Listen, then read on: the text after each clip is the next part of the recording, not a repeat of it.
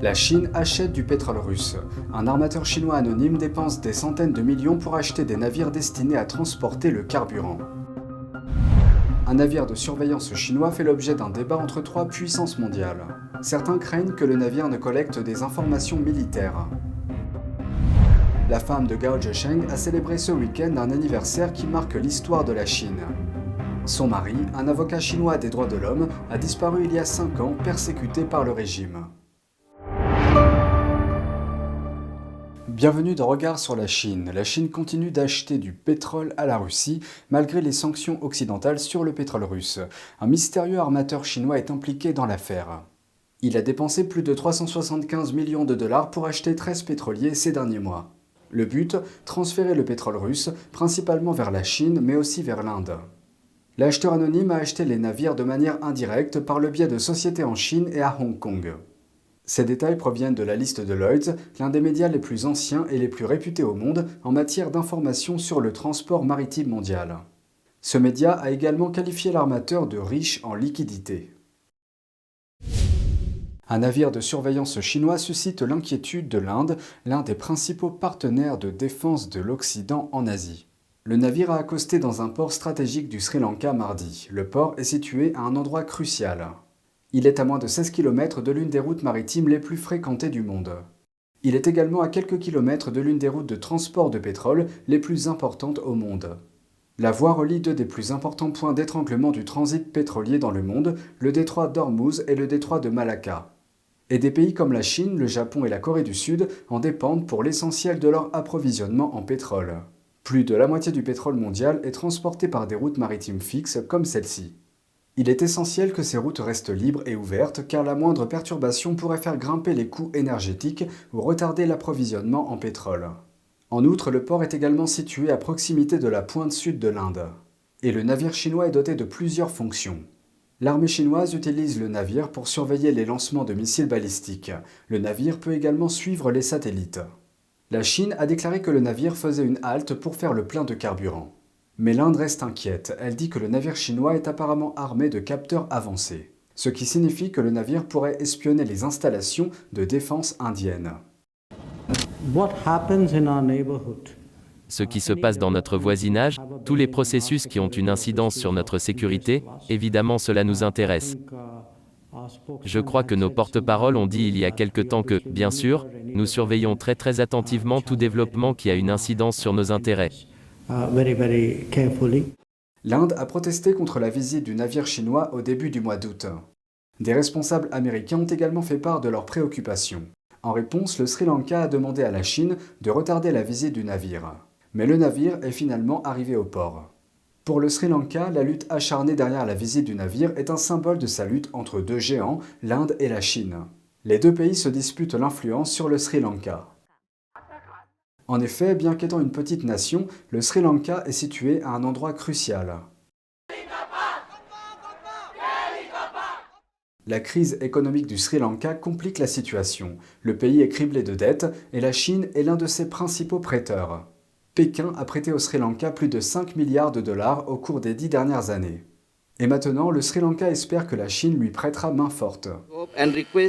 Nous espérons et demandons à ce que la Chine, notre ami de longue date, nous aide à restructurer nos dettes et à obtenir un renflouement du FMI dès que possible, et qu'elle nous fournisse un financement relais significatif.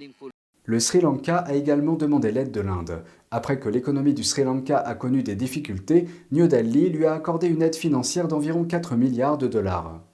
L'Inde soutient que le Sri Lanka ne devrait pas permettre aux navires chinois d'accoster dans un port aussi proche de l'Inde. Le pays affirme également qu'il suit de près la situation. En Californie du Sud, une femme a célébré un anniversaire tragique ce week-end.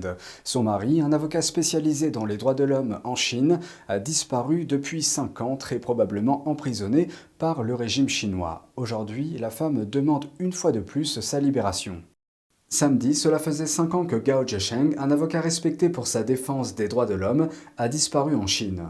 Il représentait des groupes de croyants victimes de la persécution du Parti communiste chinois ou PCC.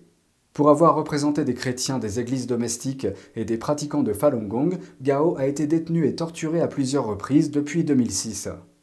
Sa femme, Gang He, a raconté comment Gao acceptait des affaires pro bono et osait prendre des affaires que le PCC ne voulait pas que les avocats prennent. Je sens que c'est une personne très responsable. À la maison, il était un bon mari et un bon père. Son sens des responsabilités s'est donc étendu à son travail. En tant qu'avocat, il travaillait particulièrement dur, c'était sa responsabilité et sa mission. Quand il ne luttait pas pour avoir un revenu, il avait un tiers de ses affaires qui étaient pro bono. Donc ça m'a beaucoup touché aussi. Il utilisait vraiment ses talents pour apporter de l'aide aux gens qui en avaient besoin, y compris de l'aide gratuite. Même pour le Falun Gong, ou les chrétiens, le PCC ne lui permettait pas de prendre les cas, mais il les prenait quand même. Il a utilisé son bon cœur et sa profession pour faire ce travail. Kang a expliqué comment elle a perdu des membres de sa famille à cause du harcèlement du PCC. Ce qui est encore plus tragique, c'est que pendant ces 5 années, le PCC a continuellement harcelé la sœur aînée de Gao. Comme elle était toujours préoccupée par le bien-être de son petit frère, sans savoir s'il était mort ou vivant, elle a sombré dans la dépression. Finalement, en mai 2020, elle s'est noyée dans une rivière. La police locale n'a pas laissé mon beau-frère quitter la région, de peur qu'il ne recherche Gao. Ils lui ont confisqué sa carte d'identité, l'ont forcé à signer des documents au poste, et ne l'ont pas laissé partir. Mon beau-frère était malade à cette époque, il avait besoin d'obtenir des médicaments et de voir un médecin, mais ils lui ont toujours créé des difficultés. Il a fini par sauter d'un immeuble et mourir. Pour commémorer ce 5e anniversaire, Kang et ses soutiens se sont rassemblés devant le consulat de Chine à Los Angeles pour demander sa libération. Je suis venu ici pour soutenir la cause. Ensemble, avec d'autres personnes, nous espérons que M. Gao Zisheng pourra être libéré et qu'il pourra continuer à se battre pour le peuple chinois, pour les droits de l'homme. Nous sommes ici au nom d'Amnesty International car Gao Zisheng est un prisonnier de conscience répertorié par Amnesty International, et notre groupe 22 travaille sur son cas depuis 2010. Ainsi, chaque mois, nous écrivons une lettre pour Gao Zisheng afin de demander sa libération et nous espérons faire plus pour lui afin de sensibiliser le public. Nous pensons que M. Gao Zisheng ne doit pas être oublié. Felipe Alexander, un avocat spécialisé dans les droits de l'homme qui a participé au rassemblement, a mentionné la différence entre l'état de droit pour les avocats en Chine et aux États-Unis. Ici, je peux prendre en charge toutes les causes que je veux.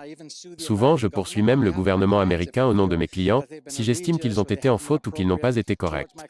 C'est impensable en Chine et il y a des gens comme M. Gao, qui sont assez courageux pour aller à l'encontre de l'autorité, assez courageux pour prendre des cas sensibles, et ils ne peuvent tout simplement pas le faire. Kang a eu des nouvelles de son mari pour la dernière fois le 13 août 2017. Elle dit qu'elle suit son modèle en essayant d'être une citoyenne intègre et d'aider les autres. Les partenariats de recherche entre les universités américaines et chinoises servent-ils les intérêts militaires de la Chine? Des préoccupations de ce type ont conduit à la fermeture d'un laboratoire de climatologie de l'université A&M du Texas en décembre. Sa coopération avec une université chinoise a été considérée comme un risque pour la sécurité. Voici les détails. Le Laboratoire international de recherche à haute résolution sur le système terrestre, ou IHESP, a été créé en 2019.